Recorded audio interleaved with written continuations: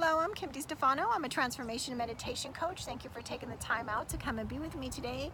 And the topic of conversation today is about depression. Somebody had asked me, like, what really causes us to become depressed? And that there's lots of reasons for somebody to go through it. There's not really one particular set of cause and effect or reasons for somebody to go through something. But most people have had the experience of having something happen in their life that they went through a deep sadness or even a kind of a depression where they weren't really kind of able to get out of it right away, or they were sad for weeks and it took time to develop the ability to kind of move past something that they were working on. So before we even begin, there are wonderful things out there to help people with depression. So if you're in a position where you feel like you just can't get out of it, my suggestion is definitely get help. And depending what's going on with you will depend on what kind of help you actually need. Some people's brain is set up in a way that they actually need some medicine to help them. Sometimes the medicine will only be necessary for a while, and some people need it kind of a long term, and some people don't need the medicine at all. They need to kind of work through an issue that they're having, or they might need to change sets of beliefs or issues, thought processes that's going on within them.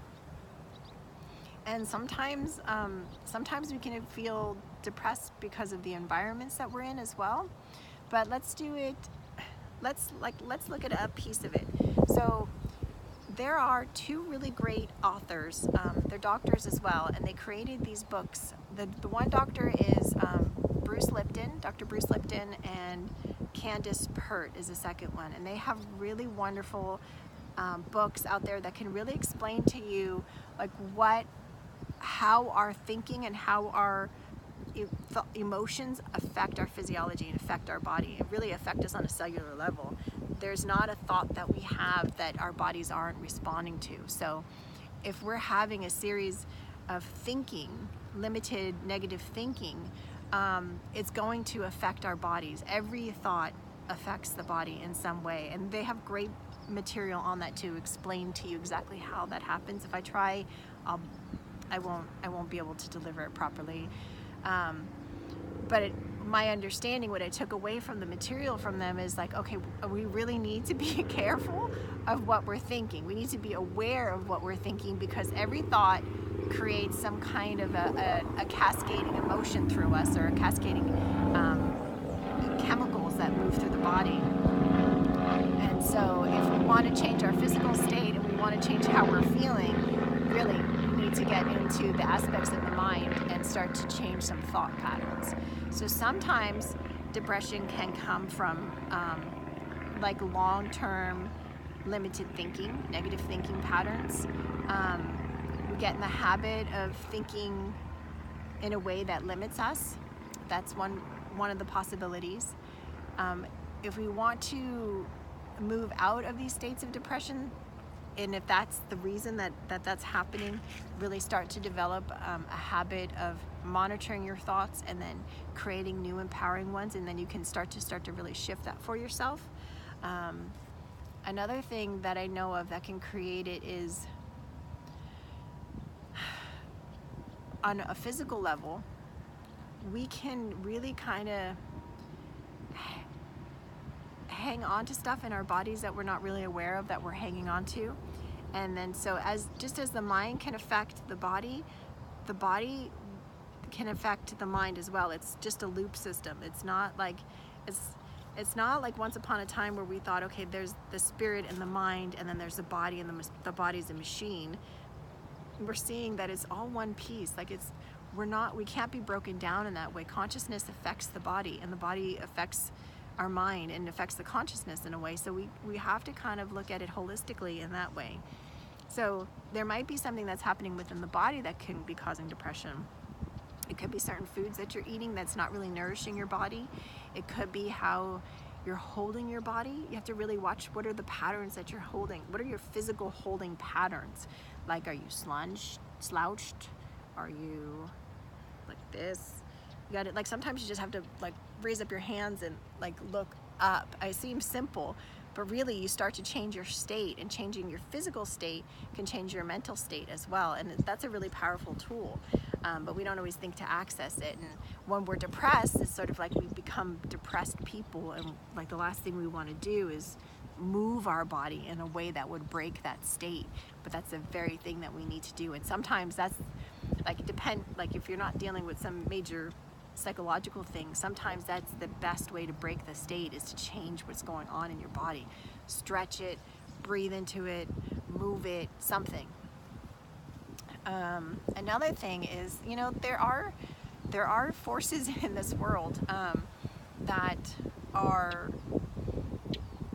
there are forces in the world, and I'm not going to pretend like I know exactly what they are, but I've had a direct experience of them, and I've had interactions with people who have been affected by them as well.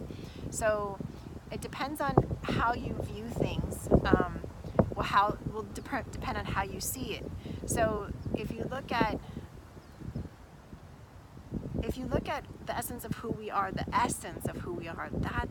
solid and stable. That's part of the oneness with life, right? And then there's this play that's happening of duality. You know, some people call it duality of right and wrong, of good and evil, of God and the devil or demons, of life and entropy and death.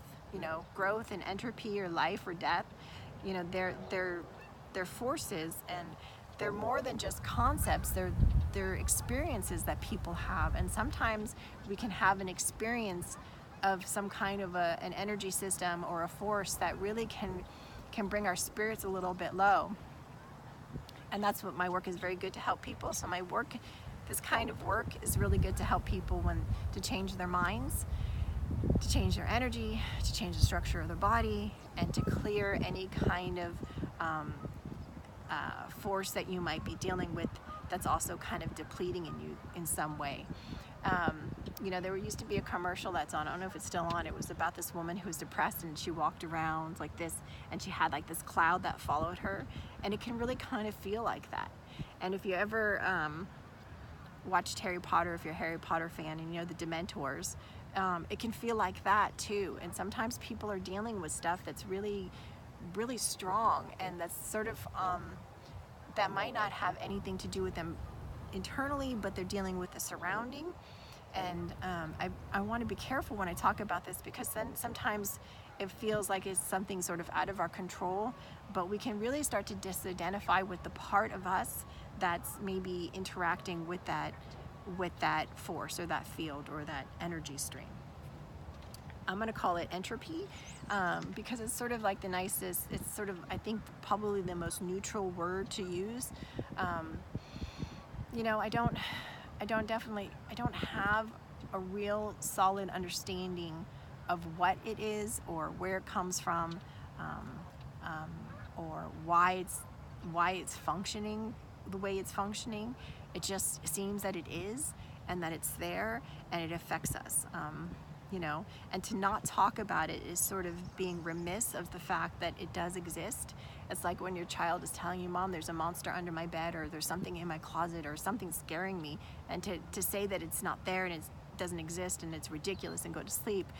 You know, there's something going on that the child is picking up on, and it could simply be a negative energy pattern. It could be a force that they're seeing or sensing. You know, our children aren't like gotten to the place where they don't see things because they're not taught to see them. They're still sensing and seeing the world in ways that we as adults don't always have the ability to do, because, you know, we're conditioned not to. So to not acknowledge this aspect of it is really kind of not acknowledging a piece of it that could really be affecting some people. So it's sort of like an energetic, spiritual type of depression that can come on people when it's coming from sort of the environment as well. But, you know, in a lot of cases, it's thought, negative sets of thought that you have continuously, and it could be that, you know, sometimes when you think negative thoughts long enough, your brain will only pump out the hormones connected to those thinking. And you know, you'd have to really really start to be deliberate in changing that. Exercise can help. It can help break patterns of thinking. It can also then release the right kinds of hormones that are healthy for the mind and for the body. So where depression comes from exactly, it's really sort of a state, like an experience. We run into problems when we start to really identify with being depressed, like, oh, I'm a depressed person, or you start to identify with depression. It's sort of like you are the essence, you are the being, and you're having an experience of depression. And that depression could be coming from chemicals, hormonal stuff. It could be coming from limited thinking. It could be coming from body level, and it could be coming from the environment or something that you're dealing with on that level as well. And a great way to really start to shift this is to disidentify with being depressed in any way. Say, okay, this is just an experience I'm having. This isn't who I am. This is just a state of an expression, a state that I'm in that can be changed. It's not permanent. And really start to do the little things that you can do. If you need help, get help. If you can do some meditation and some exercise and stretching, I'm telling you, stretching with breathing, opening up your body, changing the way that you hold yourself really makes a big difference. And then start to drop any parts of you that any of the forces in the environment might be connecting to. So like when I was dealing with different things at times, it was hard because it was heavy and it was dark, and I was like, oh my God, what is going on? You know, I don't even know what's happening. I really kind of had to let go within myself any part of me that could connect to, because your authentic self, nothing can touch. And the authentic self, the genuine self, is fine in the world. The world of the duality doesn't affect it so much. But when you're in the world as part of that duality, you're gonna come into these forces at different times in different ways. And some people never come into them and they think all this is nonsense, but other people are really struggling with things that they can't really explain, or feelings that they're having, or experiences that they're having that really define what logic will tell us. And my encouragement to you is to really start to let go of any part of you that is participating with that on any way. If it's like a wound or an issue or a personality, like really start to let go of those parts of you and come back into who you authentically are, because those forces can't touch that. The forces in the duality can't touch that. So I did create a meditation that is going to be here that's going to be free, and I'm going to have it available to everybody, because I really think that this is something that we all kind of go through, and it sort of can be epidemic in certain areas, or it can really has the potential to ruin lives. So I created a meditation to help release depression. You can find it you can find this on my channel, and I hope it helps you. And whatever it is that's causing it in you, you know, we don't always have to know what it is. We just have to know that it's there. And we don't necessarily want it to be there, and just to be really willing to let it go. That can help, especially if it's not too deep or not too much. But do what you can on your part to, you know, make the decision that that's not okay. You know, having a life as a depressed person, it's not okay. It's not really what you want to do. There's really not much quality in that. That doesn't mean you end your life. It means you let go of the part of the personality that is depressed, so then you can live your life without that peace. And that's probably the primary thing I would encourage you to do, is just drop the part that's depressed and move on. And if you can't and you need help, then for sure get some help, you know. whatever it is that's causing this in you.